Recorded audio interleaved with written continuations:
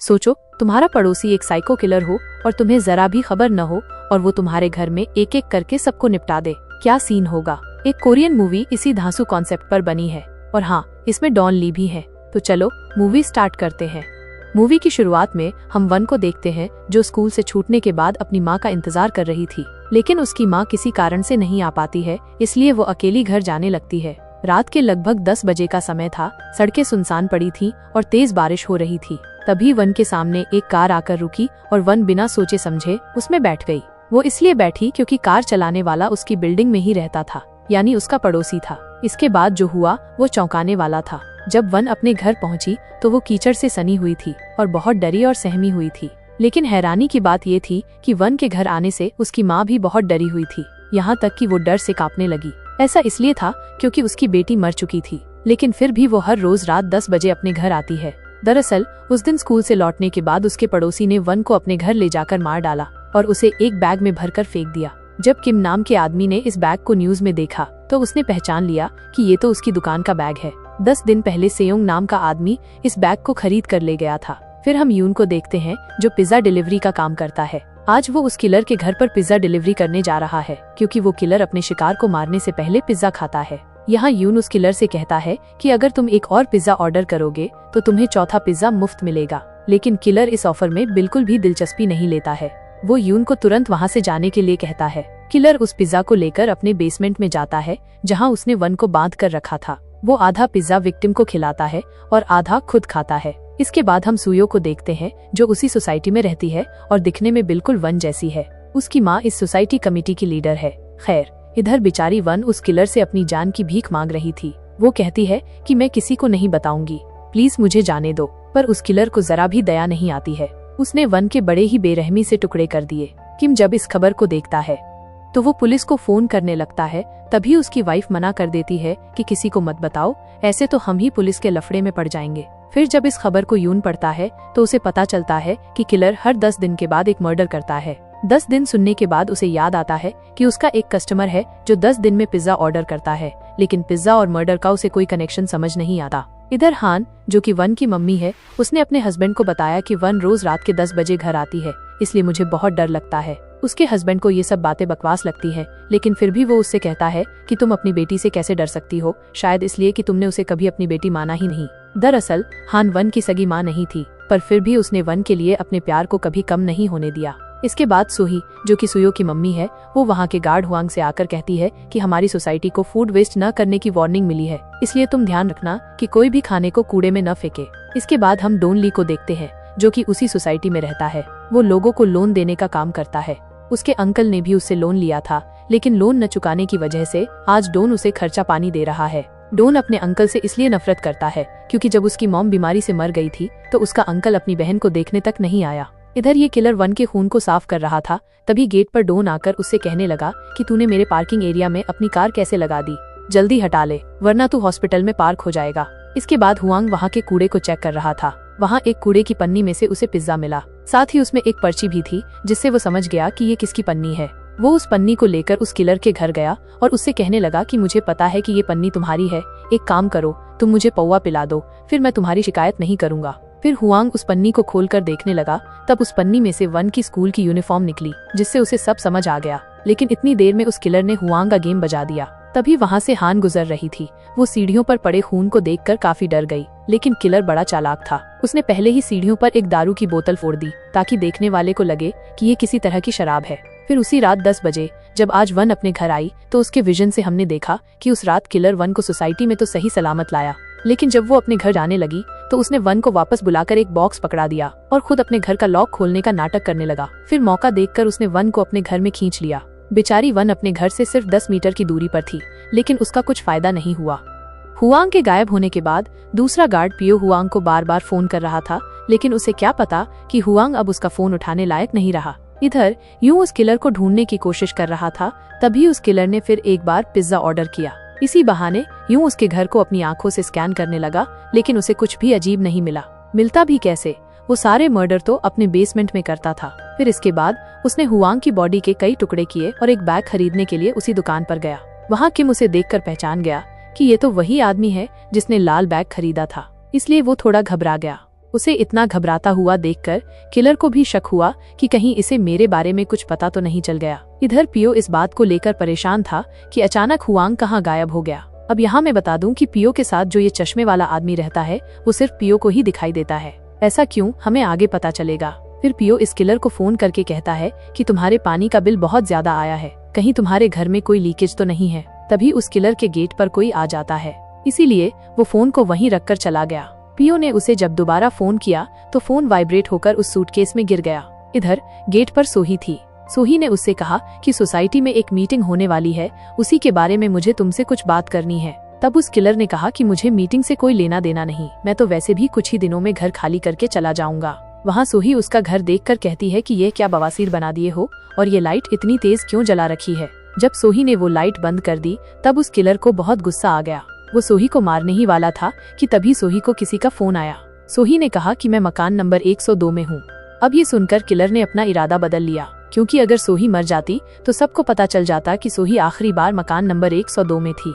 इधर सोही सोसाइटी में होने वाली मीटिंग के पर्चे बांट रही थी, तभी उसे ब्लॉक 11 के बाहर एक चश्मा मिला जो कि हुआंग का था। फिर वहाँ से जाते वक्त हान सुयो को देख लेती है, तब वो उसे अपनी बेटी समझकर डर गई। सुयो उसकी बेटी जैसी दिखती थी, इसीलिए हान उसे अपने घर ले गई।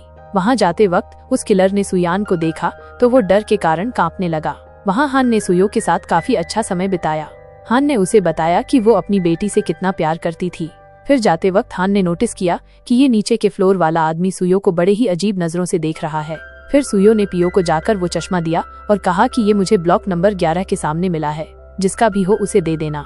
पियो समझ गया था कि ये हुआंग का चश्मा है। खैर, इसके बाद पियो मकान नंबर 102 में लीकेज चेक करने के लिए गया, क्योंकि उसका बिल बहुत आया था। तब इस किलर ने पहले तो उसे चेक करने से मना कर दिया, लेकिन जब पियो ने कहा कि अगर तुम मुझे चेक नहीं करने दोगे तो शाम को मैं सोसाइटी की तरफ से प्लम्बर लेकर आऊंगा। अब ये सुनने के बाद किलर ने पियो को अंदर आने दिया।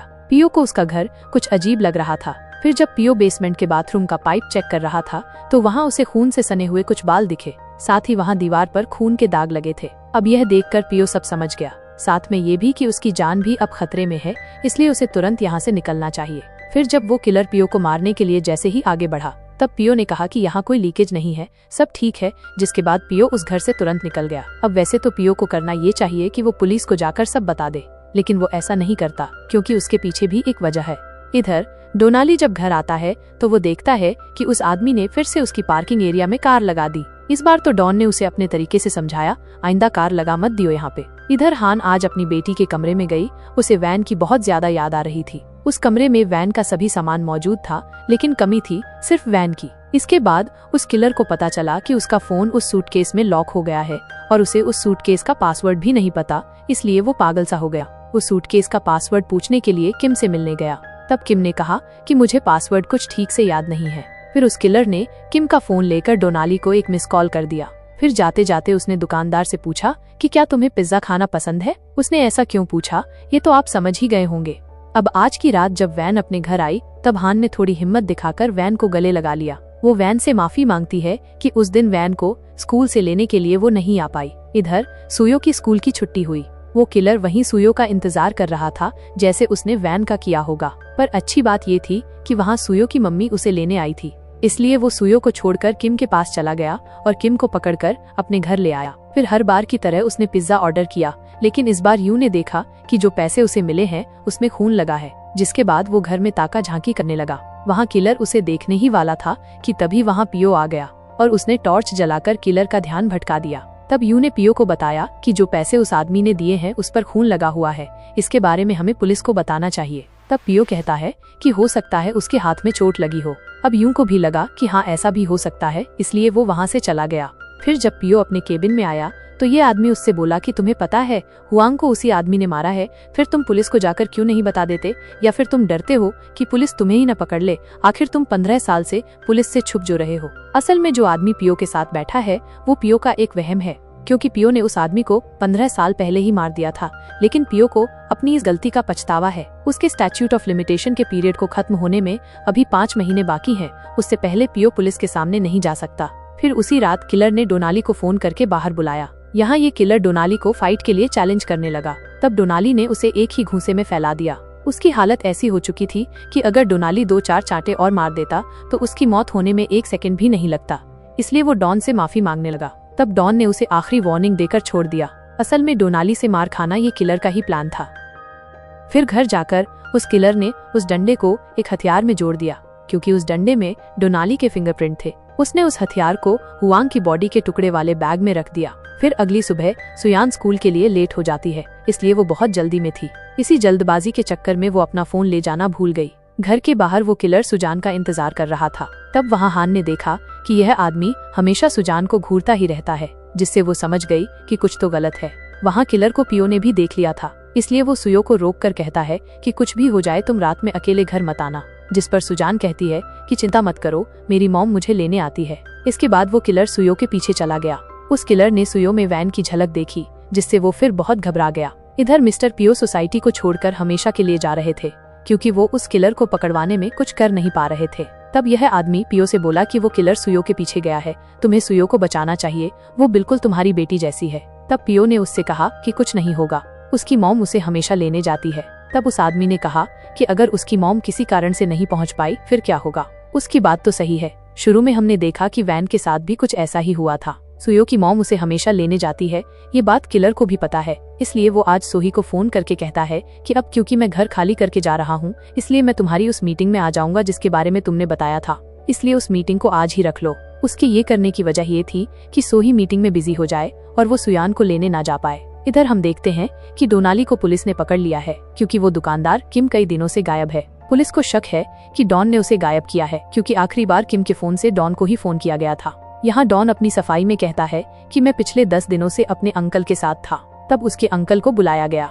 डॉन को लग रहा था कि उसका अंकल उसके खिलाफ गवाही देगा, क्योंकि डॉन ने अपने अंकल को पीटा जो था, लेकिन उसका अंकल कहता है कि डॉन सही कह रहा है, वो मेरे साथ ही था। इसी बीच पुलिस को वो बैग मिल गया जिसमें हुआंग की डेड बॉडी के टुकड़े थे, साथ ही डोनाली के फिंगरप्रिंट वाला हथियार भी। इसलिए अब डॉन की मुसीबतें बढ़ने वाली थी। तब उसे याद आया कि ये डंडा तो कुछ जाना पहचाना लग रहा है। इधर किम जो कि कुर्सी से बंधा हुआ था, उसने जैसे तैसे करके उस सूटकेस को खोल लिया। साथ ही दीवार में टक्कर मार मार के उसने खुद को भी छुड़ा लिया। फिर सूटकेस में पड़े फोन से उसने आखिरी बार डायल किए गए नंबर पर हेल्प मी का मैसेज भेज दिया, जो कि यूं के पास पहुंचा।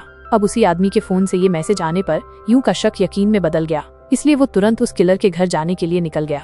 इधर हान देखती है कि आज भी बारिश हो रही है, इसलिए उसका मन बहुत परेशान हो गया और वो सुयो को स्कूल से लेने चली गई, क्योंकि हान को सुयो में अपनी बेटी दिखाई देती है। वहीं किलर भी मौजूद था। वो तो अच्छा है कि हान उसे लेने आ गई, क्योंकि उसकी मॉम मीटिंग में बिजी होने के कारण नहीं आ पाई। अब हान को यहाँ देखकर इस किलर को बहुत गुस्सा आया, इसलिए उसने दोनों को मारने का फैसला किया।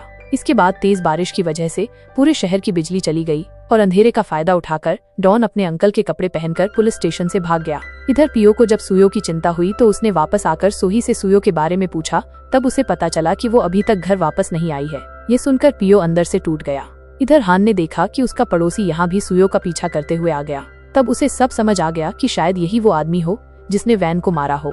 तब हान ने समझदारी दिखाई और वो बीच सड़क पर जाकर खड़ी हो गई, जिसकी वजह से वहाँ गाड़ियों का जाम लग गया। अब इतनी भीड़ में वो किलर उन्हें मार नहीं सकता, इसलिए वो किलर अपने घर आ गया। वहाँ किम ने उस पर हमला कर दिया, पर फिर भी उस किलर ने किम को चाकू मार दिया। इसी बीच यूं भी वहाँ पहुँच गया। उसने देखा कि पियो उस किलर को मारने जा रहा है, जिसके बाद यूं फ्री पिज्जा देने के बहाने उस किलर के घर गया और मौका देखकर पियो ने उस पर हमला कर दिया। इसी बीच वहाँ डोनाली की भी एंट्री हो गई। डॉन ने देखा कि वहीं पर किम भी मौजूद है, पर वो बहुत घायल है। तब डॉन ने उस किलर को बहुत मारा।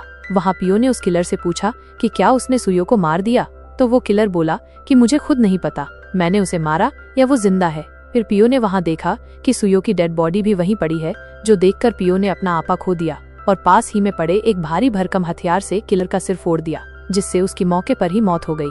किलर के मरने के बाद पियो ने देखा कि सुयो जिंदा हो गई।